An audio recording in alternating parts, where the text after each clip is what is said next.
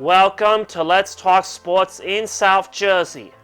Everything is quiet in the sports world. We still have to wait until further notice for the U.S. teams to return to action. But there are signs that baseball might be coming back as early as July 1st.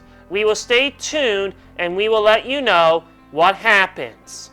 So while we are waiting patiently, let's talk about how South Korea is trying to play baseball during the pandemic.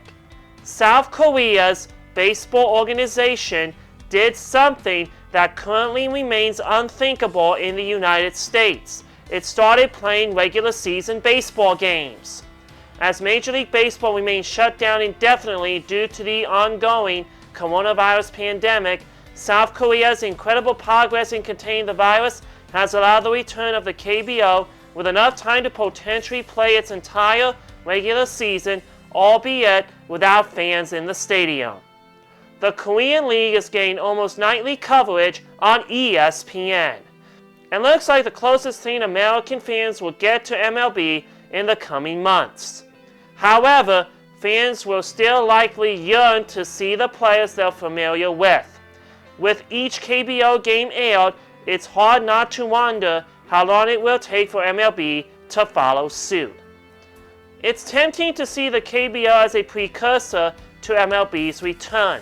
But when you look at the respective work of the South Korean and US governments in combating the pandemic, it becomes clear that it could be a long while before America's level of containment looks similar to the conditions supporting baseball in South Korea. Let's hope baseball starts up soon.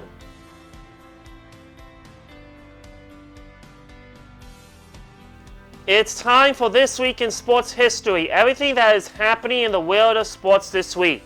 On May 11th, 1888, 16th Preakness, F. Littlefield aboard Wii Fun wins in 2 minutes and 49 seconds.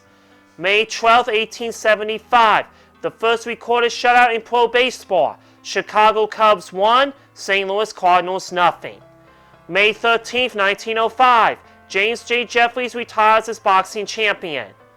May 14th, 1967, New York Yankee Mickey Mantle hits career home run number 500 off Baltimore Orioles' Stu Miller. May 15th, 1906, New York Giants Herc Swerve strikes out 4 batters in 1 inning. May 16th, 1976, Stanley Cup Final, The Spectrum, Philadelphia, Pennsylvania.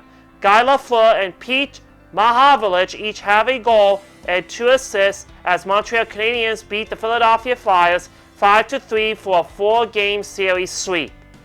May 17th, 1905, Waseda U of Tokyo defeats LA High School 5-3 in baseball. I'll have more sports history fun facts next week.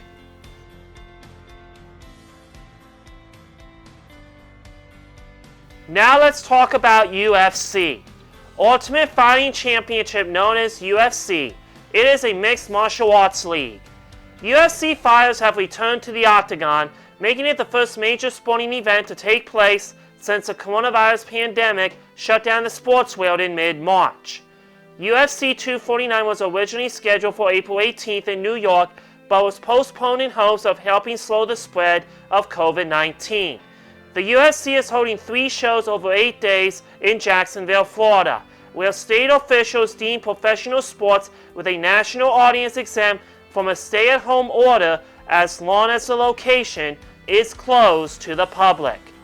The UFC is following their 25-page guidelines to address health and safety protocols and procedures. Every other sport is closely watching to see how this plays out. Let's hope we return to normal sports as soon as safely possible.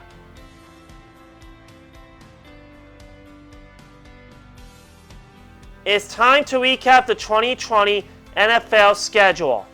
The Eagles' 2020 schedule features on paper a relatively docile 3-game start, but how they navigate difficult stretches in October and December could decide whether the team is headed back to the playoffs or left out of the postseason for the first time in 4 years.